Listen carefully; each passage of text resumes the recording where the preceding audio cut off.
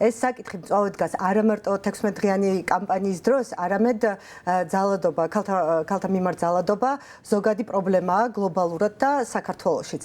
წელს როგორც აღნიშნეთ, ძირითადი ყურადღება და აქცენტი სწორედ ციფრულ ძალადობაზე არის, ტექნოლოგიების გამოყენებით ჩადენილ ძალადობაზე და სწორედ დღევანდელ დღეს გლობალურად, როდესაც ციფრული ტექნოლოგიები ვითარდება, გარდა ყველა იმ სიკეთისა, რაც ამას მოაქვს, რა თქმა უნდა, ბევრი რისკის შემცველია და კვლევებმა აჩვენა, რომ სწორედ ქალებისადმი უფრო მეტად არის ეს რისკები.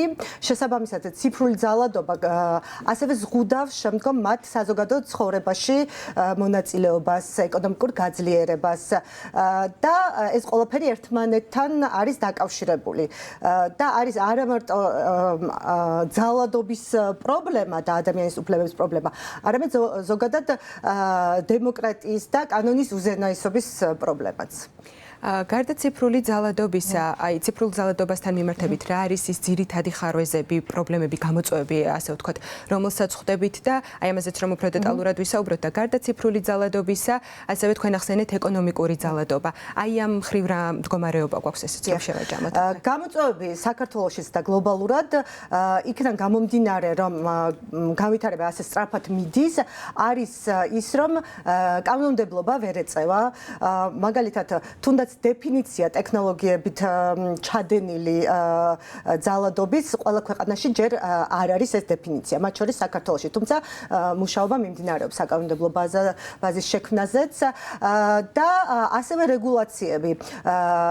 ერთის მხრივ, თქვათ, ბევრი შესაძლებლობები არის ციფრული ტრანსფორმაციის შედეგად, მაგრამ თუ არ არის შესაბამისი მოდერაცია, თუ არ არის შესაბამისი რეგულაცია, ეს ქმნის იმ, ასე ვთქვათ, საფრთხეებს, რომელიც ადამიანებმა შეიძლება მიიღონ და უმეტესწილად ქალებმა, რადგან აჩვენა კვლევებმა ისიც, რომ ციფრული ძალადობის მსხვერპლი გლობალური გაეროს კვლევებიდან გამომდინარე არის 85%, ვინც შეესწრო ამ ძალადობას და 38%, ვინც თავის თავზე იგრძნო ეს ძალადობა. რაც შეეხება ეკონომიკურ ძალადობას, დიახ, იმისათვის, რომ ქალი გაძლიერდეს ეკონომიურადაც და საზოგადო ცხოვრებაშიც, მან ის ძალადობისგან უსაფრთხოდ უნდა გრძნობდეს თავს და ჩვენმა კვლევამაც ასევე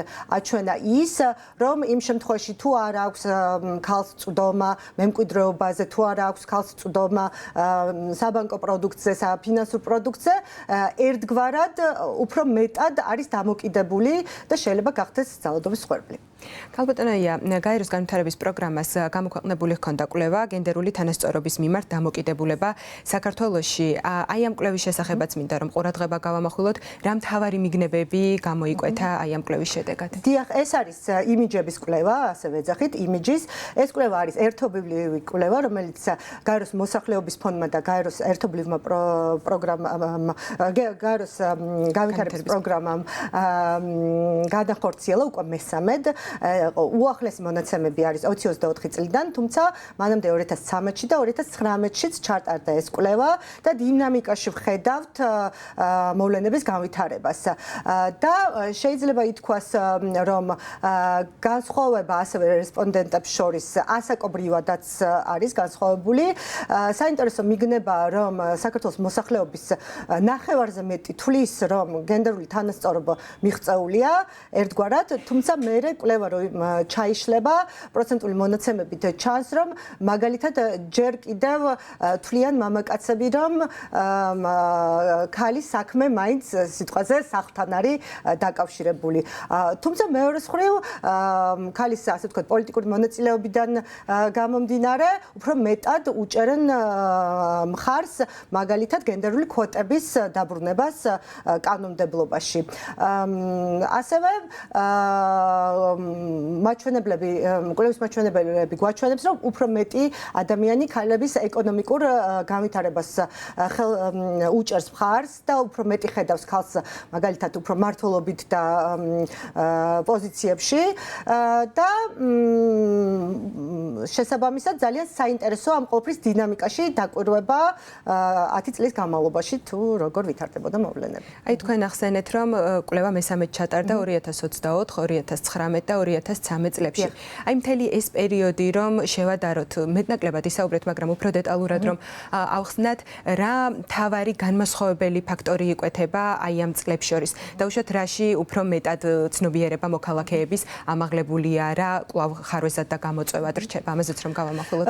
მაგალითად თუ შევადარეთ 2013 და 2024 წლის მონაცემები, იქ დინამიკაში ნამდვილად გაუმჯობესება ჩანს და ეს ალბათ იმაზეც არის დამოკიდებული, რამდენად გაიზარდა ცნობიერება და როგორ შეიცვალა თაობები. თუმცა თუ შევადარეთ 2019 წლის კვლევის მონაცემები და 2024 წლის მონაცემები, რაღაც საკითხებში, მაგალითად თუნდაც პოლიტიკურ მონაწილეობასთან ან ეკონომიკურ გაძლიერებასთან დაკავშირებით, იქ მზარდი ცვლილება აღარ ჩანს. რაც იმას ნიშნავს, რომ სოციალური ნორმები მაინც ჩვენს ქვეყანაში იმდენად ძლიერია, რომ რაც არ უნდა შეიცვალოს კანონმდებლობა, რაც არ უნდა ამაღლდეს ცნობიერება, იქ რაღაც ასე ვთქვათ, დამაბრკოლებელი გარემოებების სწორედ ამ სოციალურ ნორმებშიც ვლინდება. შესაბამისად, მნიშვნელოვანია კომპლექსური მუშაობა, არა მარტო სიტყვაზე ცნობიერების ამაღლება, გაძლიერება, შესაძლებლობების მიცემა, არამედ კონკრეტულად ამ სოციალურ ნორმებზეც მუშაობა. და ეს არ შეიძლება ხდებოდეს მხოლოდ რაღაცა ერთი ჯგუფის მიერ, არამედ ერთობლივად უნდა ხდებოდეს ყველა ადამიანის და ყველა პროფესიონალის ასე ვთქვათ მუშაობით, ერთობლივ მუშაობით. და ჩვენი საუბრის ბოლოს მინდა გკითხოთ, როდესაც ვსაუბრობთ ქალთა მიმართ ძალადობის წინააღმდეგ აი ამ 16 დღიან კამპანიაზე და ზოგადად აი ამ თემაზე. როგორი არის საერთაშორისო გამოცდილება და რა ნაწილში გვაქვს გასათვალისწინებელი აი ეს საერთაშორისო გამოცდილება, მათ შორის დაუშვათ კანონმდებლობის კუთხით, მოქალაქეების ცნობიერების ამაღლების კუთხით, რა დამატებითი ქმედითი ნაბიჯები არის კიდევ გადასაწყვეტი. მინდა გითხრათ, რომ ვერ ვიტყოდი, რომ ძალიან ჩამორჩებით, იმიტომ კი არა, რომ სიტყვაზე ანუ ბევრი ქვეყანა არ არის ჩვენზე წინ, რადგან ეს მაინც ახალ საკითხად არის ტექნოლოგიების გამოყენებით ჩადენილი ძალადობა. ძალიან ბევრ ქვეყანას არ აქვს ჯერ შეცვლილი თავის კანონმდებლობა, არ აქვს სიტყვაზე დეფინიცია, ეს მარეგულირებელი ნორმები. ამიტომ ეხლა არის ძალიან სწორი დრო საქართველოსთვის და სხვა ქვეყნებთან ერთად ამაზე ვიმუშაოთ. მაგრამ ეს მუშაობა ასევე უნდა მოხდეს როგორც კანონმდებლის, ისევ აღმასრულებლის და სამოქალაქო საზოგადოების ერთობლივი მუშაობით. შესაბამისად იმისათვის, რომ ქვეყანამ ადამიანის უფლებები დაიცვას, იმიტომ რომ ეს რა თქმა უნდა არის ძალიან დიდი დარღვევა ადამიანის უფლებებისა.